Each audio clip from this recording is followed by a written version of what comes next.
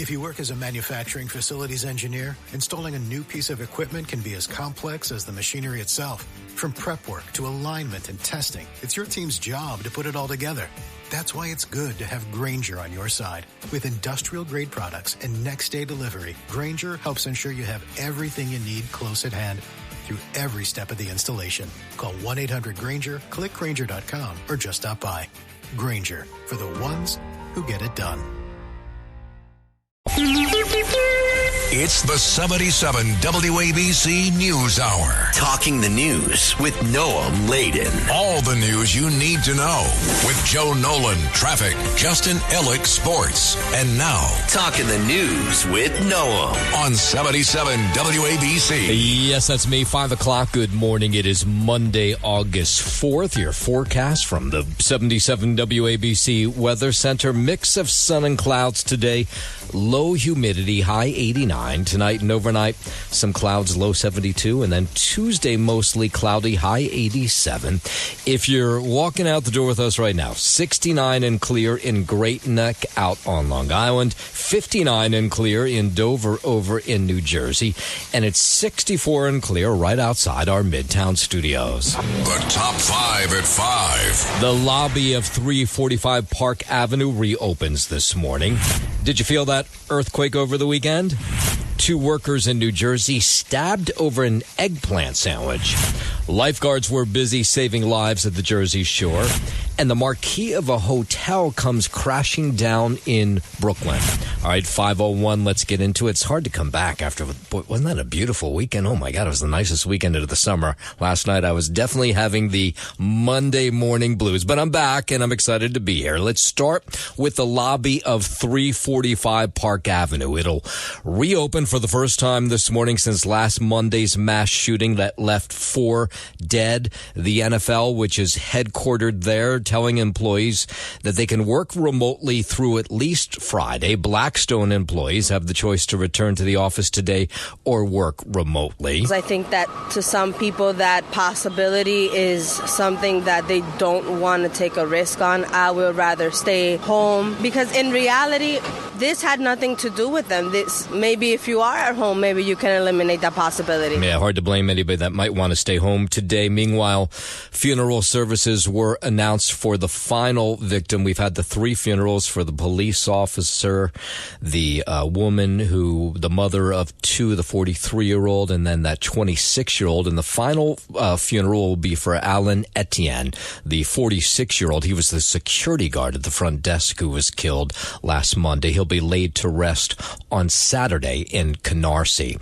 As for the shooter, a person close to Shane Tamura's family says the gunman had for years sought medical help for frequent debilitating headaches. He even received apparently injections in the back of his head. Following a search of his Las Vegas apartment, investigators recovering a notebook containing a goodbye note. They also found a rifle bipod, an empty gun case, ammunition, and prescribed psychiatric and epilepsy medications. Officials believe Tamura was trying to reach the NFL offices but took the wrong elevator. Tamura left a note asking that his brain be studied for CTE, which he claimed he had from playing high school football. WABC News Time 5:03. A Brooklyn hotel marquee came crashing down yesterday morning, sending debris scattering everywhere. Closed down the Clark Street 2-3 subway station. The bigger of 2 marquees, this is on Henry Street, came crashing down. There's an investigation to determine what kind of shape the other marquee is in. So this is a big thing. Thankfully, it was 7 in the morning Sunday, so nobody was nearby. This 10 by 20 foot marquee says the St. George Hotel. It opened like 100 years ago. So they don't know why it came down. They'll try to figure that out in the coming days. But thankfully, again, nobody hurt. It makes me feel really unsafe. I mean, nobody got hurt. It was at 7 o'clock in the morning that it happened, but it could have happened at any time. Now, City Council member Lincoln Ressler says he's been sounding the alarm about this landlord for a while, not maintaining this building that is part of this public transit hub. And he was just there last week talking with people in the building who say that he has not maintained this thing for years. I'm just hopeful that we can take advantage of this moment to start improving conditions at Clark Street. It's very rarely cleaned. And we have a number of small businesses that are based in that space. It's often so hot that they struggle to even stay open on the warmest days of the summer. So this is not a landlord that has been investing or caring for or properly maintaining the Clark Street subway station. Yeah, so they have an agreement, the owners of this building, with the MTA to run these businesses. Now, of course, that'll all come into question now that the marquee has come tumbling down. Never gave it a thought. This is the entrance, not this minute, to the 2-3 subway line. And the first thing I thought of when I passed here was, oh no, I need the train. Yeah, well, you're not going to be able to get through that entrance at least this morning as the Department of Buildings does its investigation. 505, where were you when the earthquake shook part of the tri-state on Saturday night? I was at home with my younger son. We were watching the UFC fights, and all of a sudden the house, it shook. I mean, it shook in a fair amount of noise. At first we were like, what is that? I thought it was something in the basement. I went and opened the basement door, and when I went to open the basement door, I was like, oh, wait a minute. That was an earthquake. And my kid agreed with me, and then, of course, went to social media. Everybody screaming, yelling about the earthquake. It was in, the epicenter was Hasbrook Heights, which is northern New Jersey, if you're not familiar with that town, small town near the Meadowlands, magnitude of 3.0, but it was felt all across New Jersey, or I should say northern New Jersey, and New York City. This was an explosion sound that sounded like something hit the house. Yeah. In my living room, and the whole house shook. That's what I had. The whole house shook. The mayor of Hasbrook Heights, Ron Kistner, said there was no reports of damage anywhere for that matter. Just a slight swaying from a moment. When I heard that boom, I said, is it possible that my husband fell off the bed? But it was so loud. I was sleeping, and I got shook it up out of the bed. How big does your husband have to be to fall off the bed and make the house shake? Nevertheless, social media lit up with people who felt it. The official account of the Empire State Building, they even posted to X saying, I am fine after the earthquake hit. New York City Emergency Management says there was no immediate reports of significant impacts.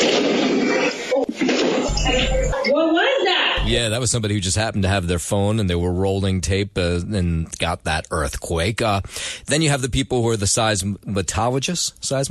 Am I saying that correctly? Here's one. What probably happened is that the ground shaking from the earthquake had an initial pulse that came to the surface, and basically the surface of the earth suddenly lifted upwards a little bit. Okay. And that probably sounded like a sonic boom to them, and it probably shook their house. Okay, I didn't totally understand that. We came outside and we didn't see anything, so of course we went on the internet and checked, and right away it said that there was an earthquake. Okay, so you'll remember. Do you remember the one in April 2024? That was a magnitude 4-point earthquake that was centered in northern New Jersey. That rattled people just a little bit more.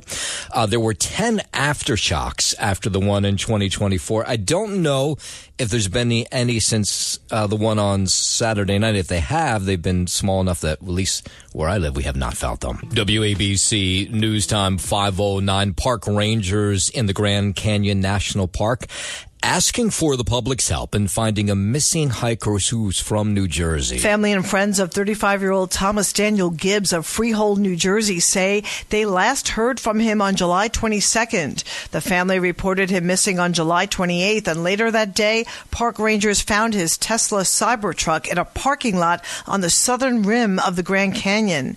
Rangers have been using search dogs and drones to search for Gibbs and are focused on the Grandview Trail. They're asking anyone who may have been hiking in that area at the time to contact them.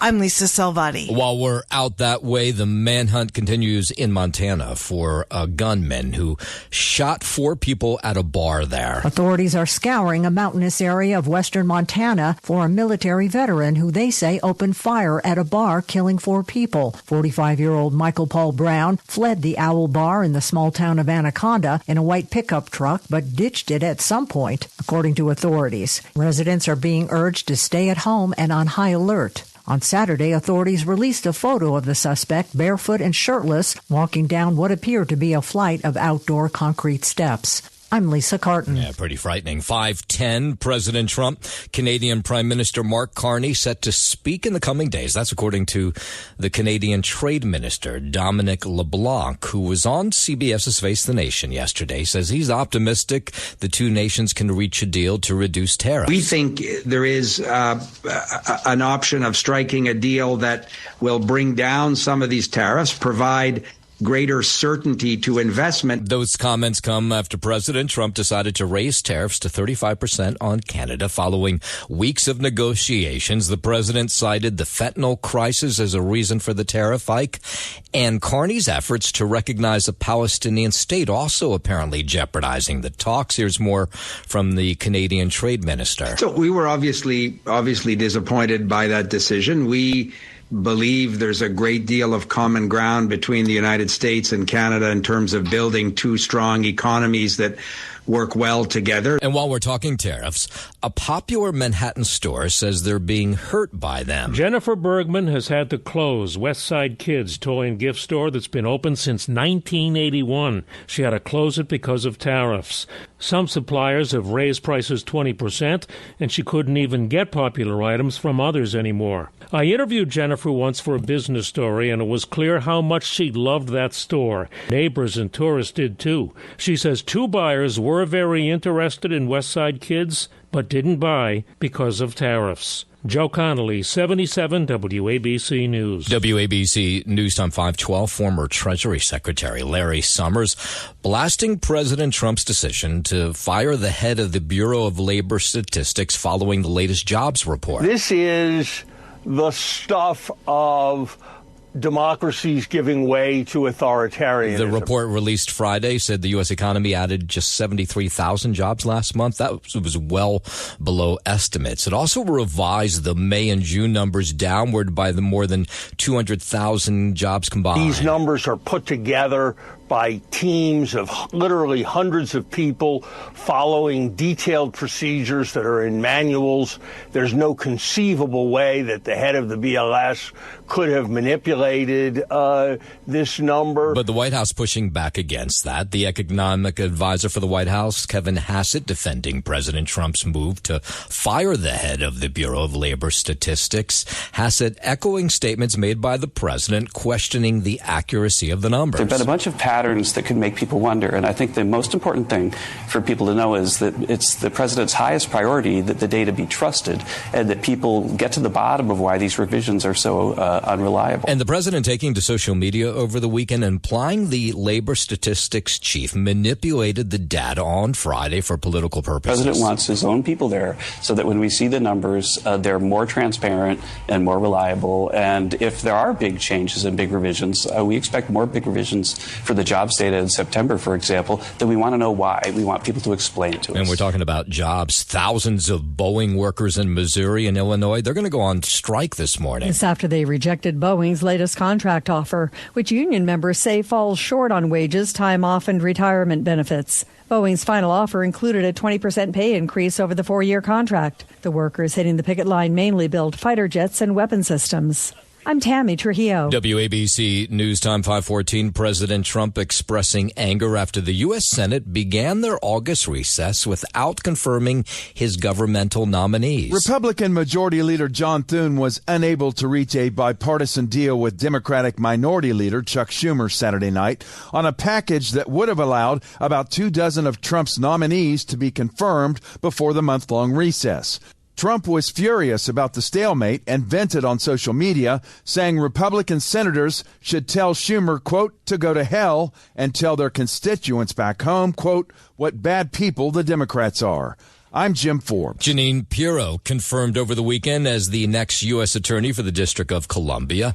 The Senate voted 50-45 to confirm her to the position. I will happily swear in Jeanine Pirro, who's going to be fantastic at what she does in D.C., over the next very short period of time. As you hear there, the president speaking highly of Pirro on Sunday, saying she'll be sworn in soon. She was previously serving on an acting basis since May after President Trump withdrew his first nominee. That was Ed Martin, whose nomination just faltered amid some bipartisan backlash. Jeanine Pirro was a great judge and a great prosecutor. And because she was so good, I was there. She was an amazing prosecutor and judge.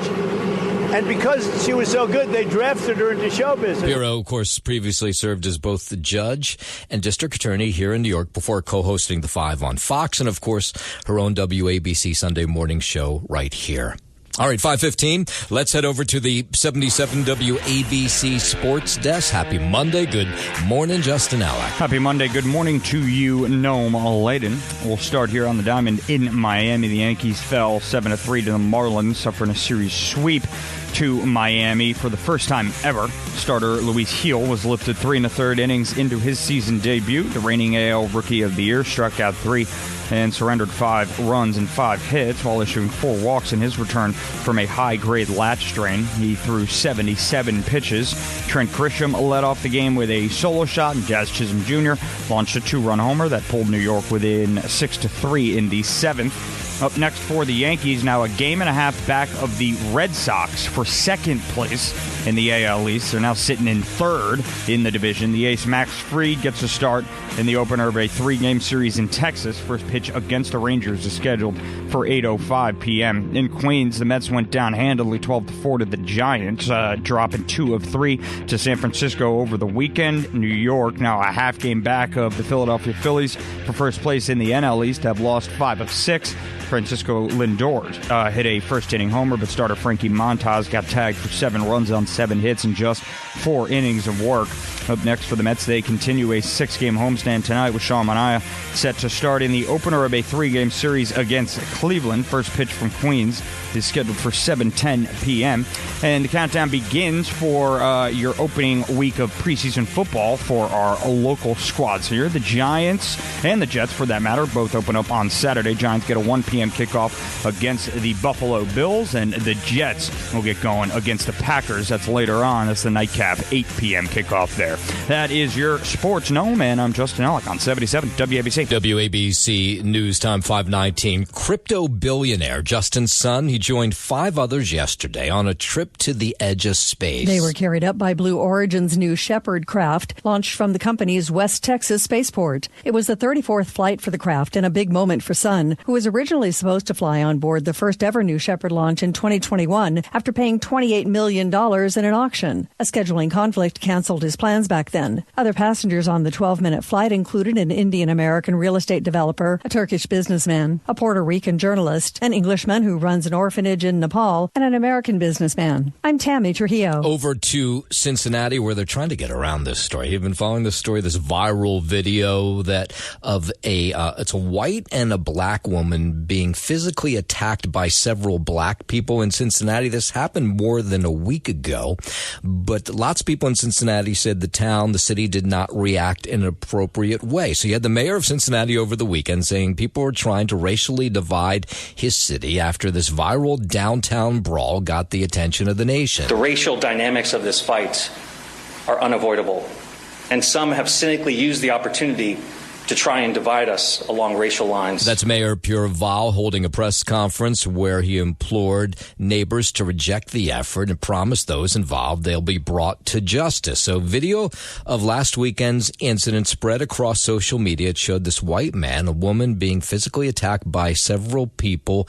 Nobody seems to be coming to their aid. We are a proudly diverse city with a large and vibrant black community that is rich in tradition. Through relentless work, CPD has now charged 6 individuals with felonious assault and aggravated rioting. Now, some of the victims are speaking out. Our investigative teams have identified 6 victims, 5 males, 1 female, each subjected to unimaginable physical violence. Yeah, very intense video to watch. 521, Homeland Security going to offer student loan forgiveness as well as a $50,000 signing bonus in an effort to recruit more immigration agents. Now, some former ICE agents hearing about this, including this guy, Victor Avila, who worked in Texas, retired from the agency, but says with all these incentives, he might want to come back to work. We need the bodies now versus a brand new hire that has to go to the academy, takes 4 to 6 months. Yeah, so he's suggesting, why don't you bring back retirees like him and offer all these things? Student loan forgiveness, $50,000 signing bonus, and you might get a fair amount of agents. They're already trained. We need the bodies now. Yeah, that's not a bad argument. 522. Several Democratic-led states suing the White House now over its efforts to limit gender-affirming health care. The lawsuit targets an executive order that aims to undermine support for what the federal government refers to as gender ideology. There is no federal law in our country prohibiting gender-affirming care. In fact, California and the other states represented by this lawsuit have laws protecting the right to gender-affirming care. That's Attorney General Rob Bonta from California. Boy, he has a lot of lawsuits against the White House. They're just stacking up. He says the state prohibits health care providers from discriminating against patients on the basis of gender identity. Strong-arming doctors and medical providers to deny this medically necessary care is not only unethical and dangerous, it's also illegal. Now, a slew of states are involved in this lawsuit, including Connecticut, New Jersey, and New York. Israeli Prime Minister Benjamin Netanyahu pushing now for a military solution to free the remaining hostages being held by Hamas in Gaza. ABC News, citing an Israeli official, said that Netanyahu is looking at the option as he hasn't been able to find a diplomatic solution to the ongoing hostage crisis. It is believed there are roughly 20 living hostages still being held by Hamas. I'm Mark Mayfield. 523, let's go out to Colorado. A man under arrest there for pointing a laser at the cockpits of commercial jetliners. Remember that was a big thing here in the tri-state for a while? I'm always amazed when they catch these people, because you would think, how quick is that? You're pointing a laser in the sky, and then you're shining it, and then you're turning it off. But they were able to catch this guy. So good police work done by the troopers there. Trooper Sherry Menendez says a patrol aircraft overhead pilots overheard pilots reporting that they were being targeted by a laser from the ground. So they went up in the air themselves to look for this dope, this idiot who is, when you shine those lasers in, you can blind these pilots for a period of time. The suspect was actively driving. They're able to surveil the suspect and direct our ground troopers to the suspect. And that's when the suspect was arrested. Yeah, thank God they caught up with this idiot. But, of course, he is an idiot because you would think it wouldn't be so easy to find these guys, but he kept doing it as he was driving down the highway. Our aircraft unit was able to find the individual by just looking down and seeing where the laser was coming from. Right. We are able to figure that out and capture a suspect. Thank God they did. Jose Alonso Duarte Campos arrested on a bunch of felony charges over the weekend. 524, Jeffrey Epstein associate Ghislaine Maxwell's testimony to the House is being postponed. House Oversight Committee Chairman James Comer agreed to the delay until after the Supreme Court considers Maxwell's petition to overturn her conviction for sex trafficking.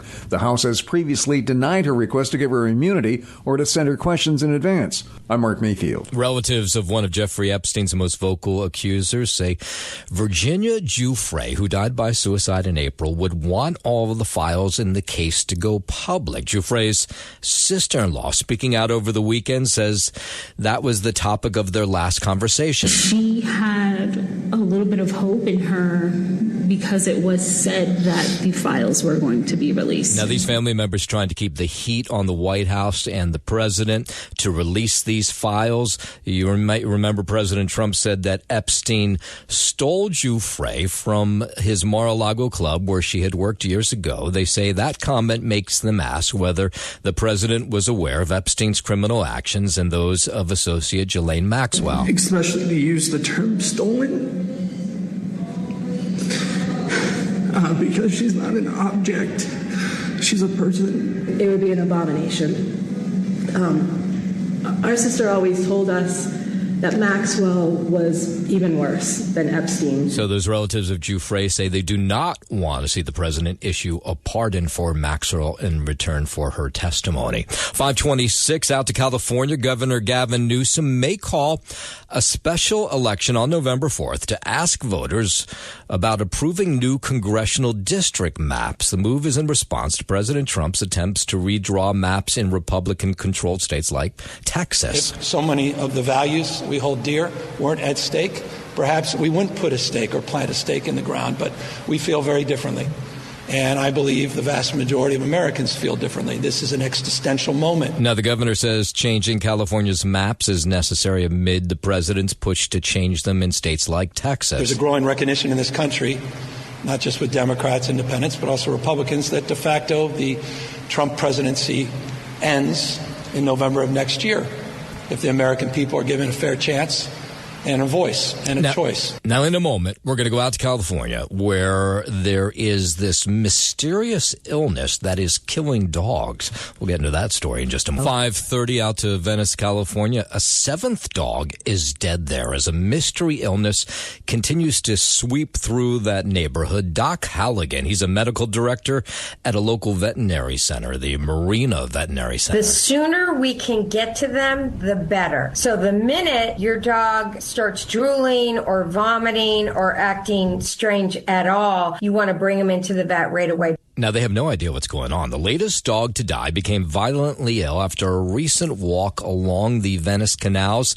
The deaths date back to earlier in July. Since then, several other dogs have fallen seriously ill after going walks in the area. Symptoms have included a whole bunch of things like seizures and a sudden collapse. We can treat them symptomatically. We have medication. We can get them on fluids. We can prevent the cardiac arrest with medication. But time is of the essence. Yeah, the dogs range in age from young to senior and appear to be from separate households, all apparently healthy before suddenly becoming ill or dying. That's a frightening place to be walking your dog. It's the 77 WABC News Hour. Talking the news with Noam Laden. All the news you need to know with Joe Nolan, traffic, Justin Ellick, sports. And now, Talking the news with Noam on 77 WABC. Yes, that's me. Good morning. It is Monday, August 4th. Your forecast from the 77 WABC Weather Center. Mix of sun and clouds today. Low humidity, high 89. Tonight and overnight, some clouds, low 72, and then Tuesday mostly cloudy, high 87. If you are walking out the door with us right now, so happy you are. 69 and clear in Great Neck out on Long Island. It's 59 and clear in Dover in New Jersey, and 64 and clear right outside our Midtown studios. WABC News Time 5:39. Down the Jersey Shore, lifeguards making some saves this weekend. Apparently the rip currents were pretty intense. High risk for rip currents. We were warned about this on Friday. It ended up being true. Lifeguards at Asbury Park were warning swimmers about them before they went in the water. You're standing in the water, you could be waist deep high, and then a set of waves comes in, push a lot of water, and all of a sudden you're not standing on the bottom anymore. It lifts you right off the bottom. Yeah, so what they always tell you to do, well, here, I'll let them explain what you're supposed to do if you get caught in a rip current. The current only goes out so far. When it gets into deeper water, it subsides. So, again, if you can swim at all, you can make your way back to shore once it subsides. Yeah, okay. That's easier, of course, said than done. Thankfully, it sounds like everything was okay. Initially, knock on wood, there are no reports of anybody being hurt, but they did make a fair amount of rescues, different bunch of beach towns across the Jersey Shore. Wave your arms and call for help, and the lifeguard will come out and get you in. Yeah, so that's if you get caught in one of those rip currents. They will come save you. Beachgoers, again, advised today that may be an issue as well, rip currents at the Jersey Shore. Columbia Sportswear is taking Columbia University to court over the use of the Columbia name on university merchandise. A lawsuit accuses Columbia University of violating an agreement, which said that to avoid confusion, the school could not use just its name on merchandise without the word university or other school-related image. Industry newsletter Fashion Dive reports Columbia Sportswear claims to have since spotted several offending items at the university's online store. It's asking the court to stop all sales of clothing that violates the agreement as well as monetary damages. I'm Larry Kofsky, NBC News Radio. To Patterson at 541. Well, this is just an odd story. 2 bakery owners in Patterson, New Jersey were stabbed over something they served 4 years ago. So Abed Assad, he's one of the victims at this bakery, the Balanda Bakery on Main Street in Patterson. He says this guy showed up at the end of last week and with a knife, and he stabbed him and his brother. And he said that he stabbed him and his brother because they served him an eggplant sandwich, and he's apparently allergic to eggplant. Now, this is apparently 4 years ago, so this guy is clearly not right of mind. He say he's allergic with eggplant, and he told him, you give me that eggplant in my sandwich, and my stomach was bothering me and stuff like that. Why you finish the sandwich? Why you come back like 4 years later asking for why? That's crazy. Yeah, I didn't even think of that. Why did he finish the sandwich if he's allergic to eggplant? The first bite, he should have realized what was going on. But again, obviously this guy must have mental health issues. Every time they make him happy, he looking for another problem. He just looking for problem. He's like nuts, crazy. Yeah, so I guess apparently people in the neighborhood kind of know who this individual is. So both of the men who were stabbed, they were taken to St. Joseph's University Medical Center. Thankfully, they're okay, but the bakery was closed for a couple days because they're the guys that run it. And the people who show up at this bakery to buy things, sometimes on a daily basis, say these are like the sweetest individuals you'd want to meet. It's a nice place, clean, and the service is great. Does that sound right? No, it doesn't. Over a sandwich from years ago? Yeah. Something like this, it never happened in ministry. Well, ever. It did now. Ever happened in ministry. Yeah. Patterson's Mayor Andre Saya says they're promising swift justice, but so far they have not caught up with this individual. 543. Some of your neighbors spent the entire weekend cleaning up from those flood waters that took over on Thursday into Friday.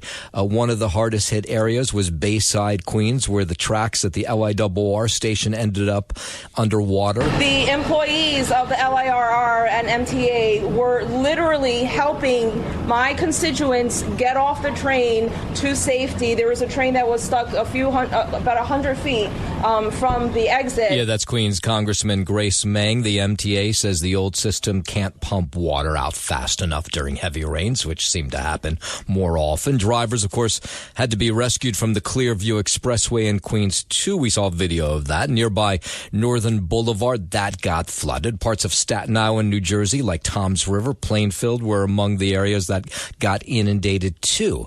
The MTA chair, Dan O'Lieber, says their old system can't pump the water out fast enough, and that continues to be an issue for them. They also rebuilt the track, which had been washed out in numerous locations. So they rebuilt the ties and all the stone, the ballast, and brought in, tons and tons, over 100 tons of new stone. And what we see happening is areas that get flooded normally get flooded over and over again. And that's frustrating, especially for neighbors in places like Perth Amboy and South Amboy. They say they're tired of having to bail out their basements or see their streets go underwater. The weather pattern's changing. Before it would be rain steadily coming down. Now it's buckets falling, and it's just too much. Something needs to be done. Yeah, residents, business owners say part of it is just the infrastructure's bad. So they're calling on the state government, local towns like Toms River, where the water was bad, Plainfield, to help out. Oh, man, it's terrible. I don't know what's going on. We haven't seen rain like this, and then causing the flooding that occurs is unbelievable. I lived in Perth Amboy 46 years, and this is the worst that I've ever seen it. Yeah, if you drive down the streets of Perth Amboy over the weekend, you just saw tons of stuff on the sidewalk that was ruined by those floodwater stuff that was in people's basements. 545. Let's head over to the 77 WABC Sports Desk, and here's Justin Allen. Thank you, Noam Layden. Start here on the Diamond in Miami. The Yankees fell 7-3 to the Marlins, suffering a series sweep to Miami for the first time ever. Starter Luis Gil was lifted 3 1/3 innings into his season debut. The reigning AL Rookie of the Year struck out 3 and surrendered 5 runs and 5 hits while issuing 4 walks in his return from a high-grade lat strain. He threw 77 pitches. Trent Grisham led off the game with a solo shot, and Jazz Chisholm Jr. launched a 2-run homer that pulled New York within 6-3 in the 7th. Up next for the Yankees, now a game and a half back of the Red Sox for second place in the AL East. The ace Max Fried gets to start in the opener of a 3-game series in Texas. First pitch against the Rangers is scheduled for 8:05 p.m. In Queens, the Mets went down handedly, 12-4 to the Giants, dropping 2 of 3 to San Francisco over the weekend. New York now a half game back of the Philadelphia Phillies for first place in the NL East, have lost 5 of 6. Francisco Lindor hit a first-inning homer, but starter Frankie Montas got tagged for 7 runs on 7 hits in just 4 innings of work. Up next for the Mets, they continue a 6-game homestand tonight, with Sean Manaea set to start in the opener of a 3-game series against Cleveland. First pitch from Queens is scheduled for 7:10 p.m. And we're counting down to Saturday. It's your opener for both the Jets and the Giants. Preseason football week 1 for both of our local squads. The Giants will get things going against the Bills. That'll be a day start, 1 p.m. in the afternoon kickoff there. As for the Jets, they get the nightcap against the Packers. That's an 8 p.m. kickoff come Saturday. That is your Sports Gnome, and I'm Justin Ellick on 77 WABC. WABC News Time 5:48. WABC's own Wall Street reporter Joe Connolly says today could be an interesting one on the markets. Stocks had their weakest day in days because of still changing tariffs and the slowest hiring since the pandemic. That news puts a lot of pressure on the Federal Reserve to cut interest rates. The economy may be slowing much faster than thought. Economist Ed Yardeni says the very slow hiring may be because employers are holding off hiring until tariff turmoil abates. Joe Connolly, 77 WABC News. Out to Brownsville, Brooklyn. There was a double shooting on a playground there early Sunday morning. This was about 12:30 Glenmore Avenue. Sources close to the investigation say the shooting happened at an outdoor party. When police arrived, they saw a 41-year-old man with multiple gunshot wounds to the leg, a 42-year-old with a gunshot wound to the stomach. They were both taken to the hospital, where the 42-year-old later passed away. Whatever the reason was that caused you to take a person's life and shoot other people is careless. Yeah, that's a neighbor nearby. Police so far have made no arrests. Out to East Rockaway, where thousands of dead small fish have been washing up in the canals and marinas in East Rockaway, and they've been causing this odor, very intense odor.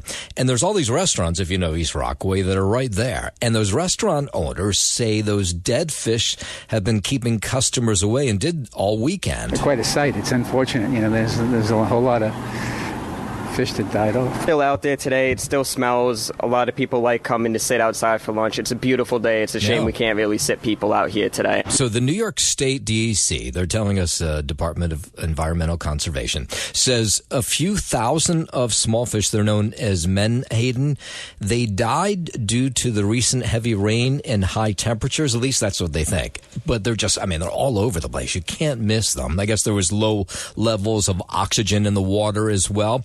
So people who live and work near front streets, they first noted the dead fish on Friday. And then it got worse over the weekend, and it affected business for some of these restaurants. I don't think my customer would be liking the fish smell. Yeah, unless you're ordering fish, I guess you don't mind the fish smell. Years, and it has happened multiple times while we're here. It really isn't good. Let's hope that it all gets cleaned up. So the DEC also says there's no evidence that the recent PSE&G oil spill that was in East Rockaway killed the fish. They say it has to just do with natural stuff in the environment. 5:31, not too far away, in Hofstra University, students speaking out after a woman taking the bar exam at Hofstra University last week suffered an apparent heart attack. And they say that the proctors who were running the exam wouldn't stop the test. So this happened in an auditorium at Hofstra where about 1,000 students were taking the exam. Witnesses say this young law student from Fordham Law, believed to be in her 20s, collapsed. She stopped breathing and turned blue. And they tried to get the attention of the proctors. They say that took a while, and they kept the exam going even as they were administering to this woman. I did hear someone shrieking. It sounded like someone needed help. The students around her were telling the proctors, like, why are you refusing to seek assistance? And she kept on saying, shut up and continue the exam. I think it's more than 7 to 8 minutes before anybody came to administer CPR to her. So the proctors of the exam, the New York State Board of Law Examiners, they claim the event occurred only a few minutes before the scheduled end of the exam. They say their staff came to this woman's aid right away. That's not what the students are saying who were taking this exam. They say it was a wild scene, and they couldn't believe they didn't just stop everything to help this poor woman out. It was a pretty significant incident. You could say, we wish her the best recovery. Hearts go out for her. Total disregard for human life. Yeah, Hofstra's public safety officers apparently provided life-saving emergency care, including CPR, to this woman until EMTs arrived at the scene. And the good news is we're told that this woman is going to be okay. Now, whether the people who took the test will be able to do so again, we have not heard back. 5:53, Mets fans coming together over the weekend to do some good. On Friday and Saturday, the Amazing Mets Foundation, the philanthropic arm of the team, hosted their annual food drive in collaboration with the Food Bank for New York City. One fan spoke with Pix 11 while waiting in the donation line. I have Campbell's, Progresso, and chunky beef soups. Stuff that I bought, I never touched. Why, I don't know. Either they go to waste or they go to help those that don't have. Fans didn't just walk away with a good feeling, but their charity was rewarded as well. Those who brought at least 10 non-perishables got 2 vouchers for a regular 2025 season game. I'm Liz Radabali for 77 WABC News. I was watching Marsha Kramer on CBS yesterday. She had Christine Todd Whitman. You remember the former Republican governor of New Jersey? She's been doing this for a while, but now they're giving her some airtime. She's pushing for a third political party to challenge the GOP and Democrats. We need a third party because it's clear that the duopoly we have now is not responding to the people's needs, and that's why people are so frustrated and angry. And if you watch what's happening to the parties, they're actually losing support, that more and more people are becoming independents or unaffiliated because they're saying neither of you are working for me. You might remember former Connecticut Senator Joe Lieberman. He was very involved in this project before he passed away. Now Andrew Yang, remember the former mayoral candidate? He's involved in this. It's called the Forward Party. You have 70% of the seats are absolutely locked in. There are 34 states, maybe 35 states that are one-party states. And I'm sorry, whether it's a Republican state or a Democratic state, one-party rule, as it were, is not healthy for anybody. You need competition. You need to have that exchange of ideas that can really start to solve problems. Whitman says currently there are 53 Forward Party candidates or affiliated candidates in office. And one with this story, I got caught in traffic right around MetLife Stadium over the weekend, and I was like, what's going on? I mean, it was just crazy. Find out it is the WWE's big event, the SummerSlam, and it was so big that it was 2 nights this year. I guess they've never done that before, and it's amazing. They sold out 2 nights of grown adults going to see wrestlers battle each other in what is, it's not real if you didn't know that. Best in the world! Yeah! And last night was incredible. That's why I lost my voice. This is my regular voice. I like that everyone's like dressed up for it and everything. They got their titles around their belt. Yeah, so there was star power on Sunday's card. John Cena taking part in his final ever SummerSlam. And I have a good John Cena story to tell you in just a second. Let me tell you something, brother. You can't see me. Infectious is the word that comes to mind. The energy, even here in the parking lot. The vibe, I mean, it was electric at some point. This is at least my 10th time over here. We're here tonight for the girl power, right? Yeah, okay, I don't get it. But anyway, John Cena was shooting a movie, I didn't know this, on my block last week. And I took my dog out for a walk, and all of a sudden there's this guy walking towards me. I mean, this giant of a man who looked like he's built out of brick. And as he gets closer, I still don't really recognize who he is, but then he bends down to play with my dog, Belle, and he tells me how cute my dog is. And then I look up and I'm like, oh, it's John Cena, which was we had a nice little conversation with him. Very nice gentleman, played with my dog. By the way, he's in this movie called Ricky Stenicki. It's a god-awful movie. I mean, it's the worst movie of all time, but he is hysterical. There's one part of that movie at the beginning of the movie that is worth watching. So Ricky Stenicki, if you watch one of the opening parts where he plays this lounge singer, boy, is he funny in that movie. All right, 5:57, traffic, transit on the 7s. Here's Joe Nolan. Lounge singer. That sounds pretty funny. He plays a lounge singer who does X-rated songs. Oh, that sounds pretty funny, actually. Very funny. The rest of the movie is horrible. I mean, it's a terrible movie, but that scene is very funny, yeah. Oh, that's funny.